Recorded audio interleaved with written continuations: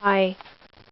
Um, I wanted to do a 2-month anniversary video for being off-grid, and it's been longer because I've been down. I've been really down. I'm starting to feel a little bit better, but I've only had like 3 days up since the beginning of February, and it's now into March.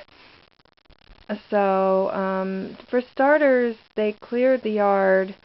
I found out they're going to spray the yard to keep it from growing back up. And that's kind of disturbing because I have a lot of allergies and stuff, and those toxic chemicals are just not good. And a trailer, it doesn't keep that out. I'm not sure that I want to have that. And the phone box got moved further back out, and I'm starting to get like settled in here a little bit more. The counters are a little less cluttered, though they still are somewhat cluttered. They still need some work when I get better. And the table, I cut the sari up so it would fit as a tablecloth to give it like a nicer look than just a plastic folding table. And I did finally finish one of the roll pillows that I started working on in October. So one of those is finished. And then over here, these pillows that I bought the fabric and pillow forms for a year ago, finally those two got done. I still have the other ones that haven't been done, but those got done. And then I would eventually like to take some of the leftover sari fabric and maybe cover like these trailer looking RV awnings and just drape something so it looks like a little more homey. And up here in the top, I had to put my bed up for sale because it took 3 hours to change the sheets on one of my good days. That's too many hours to spend out of, when you only have 3 good days. 3 hours out of that is too much to spend changing the sheets. It's just really hard to work around. It's hard to get anything in and out. All my stuff is in the back. It's hard to get anything in and out.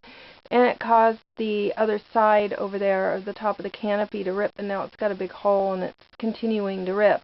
So now it's going to cost me probably about $100 to repair that, because the fabric about $40 a yard for 2 yards to sew a new top and a new reinforced top. I'll leave the old one and then use that as reinforcement. Plus shipping, it's going to be a lot. So I'm selling the bed because which I was planning to do eventually anyway and get a twin, but I'm going to sell it now, and then I will sleep down here and pull this out. It'll go a little further out, like out to about here, and then all this stuff can go up there on the right, and then I'll be able to get at everything that'll be on my left. So that'll be a lot better, and I'll just do it that way and move the canopy down to this hook up here. So that way the bedroom will have room, and then I'll take the proceeds of the bed sale, and hopefully something else will sell, and if I can put it together, then I could remodel the bedroom enough to fit a twin bed that could go on one wall, and then I would have the whole rest of the room. So it wouldn't be, having to try to maneuver when my body can't maneuver. So that's future plans. I really hope that I'll be able to get the bed sold for a reasonable price, because it's just not working in there. It's taking up like way too much room. And my feelings about going off-grid, they've changed somewhat. I still have really positive feelings about being off-grid and not having to rely on the grid. That is priceless, and I never want to go back to the grid. I really never want to go back to New Mexico, but it's a given, probably. Hopefully I won't have to. It's just way too cold for me, and environment-wise, New Mexico is truly the land of mediocrity, and if you don't like mediocrity, there's no way to be happy there. It's just really, really a hard place to live. No sense of community. It's not the same. It has been just a remarkable improvement coming over here. It has been just wonderful, and everything has been an improvement, except, like I've said in my other videos, the radio frequency stuff is the same, which I kind of knew that. I just needed another place to go. And there's this one deal breaker where there's one thing I need that I can't get, and it makes it impossible to stay here. And every time that we try to work something out for me to get that, it just eludes me. So I'm going to have to probably most likely move pretty quick, because the I can't get the one thing I need, and it's the deal breaker. So I'll probably have to either move somewhere really, really cheap where I can pay out of pocket for that one thing that I need, or be able to get it in another place. And so that's kind of the downfall, the drama, all that drama over getting what I need. It has made, I don't know if it's that drama or just living off the grid in general, but living off the grid I have found to be very stressful. Even before I did it, I found the preparations, trying to get everything together that you need for it, I found that to be a really, really kind of stressful thing. So if you don't like stress, living off the grid would not be for you. If you're the kind of person who likes working on the stock exchange floor and meeting quotas and chasing after things and constantly running and pulling your hair out, living off the grid is something definitely you should do.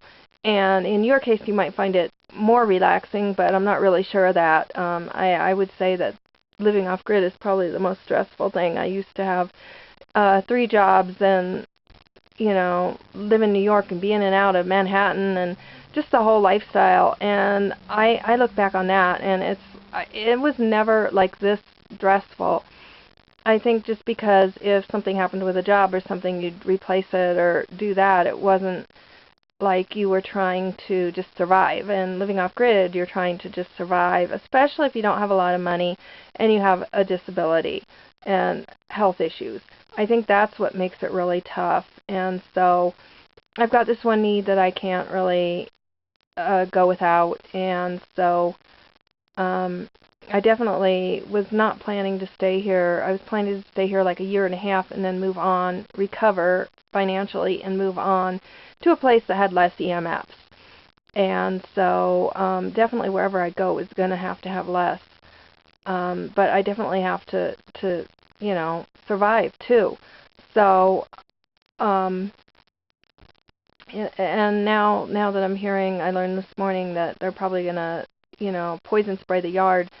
I'm really having to just rethink. It really looks like I'm going to have to do something, because it's not the non-toxic place that I was hoping it could be, or even less toxic. I left toxic mold to go to toxic chemicals, and I don't think that's going to work too good. So as soon as I'm up and around, there's one place that I already was going to check out. So I'll have to do that.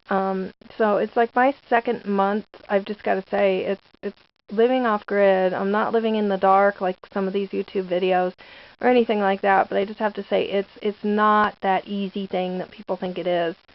And I think it's more like, well, you're living a rural lifestyle, you're living in Arizona. Those two things are kind of hard anyway. And that's usually, off-grid usually entails that. Not that people don't live off-grid in the city, but really, what's the purpose of spending all the money to get off-grid if you're just going to live with your neighbor's Wi-Fi and with your neighbor's stuff? It's just not worth it. So that's kind of my take on it right now. And, you know, I'm really just hoping the situation will improve and that, you know, I can kind of figure out what to do from here. So there's going to be more videos. I've got one on the phone box and the phone system, and I've got another one about the pillows and stuff. So it's all going to, there's going to be more videos. So if you like, hit like, subscribe, comment, and have a really great day.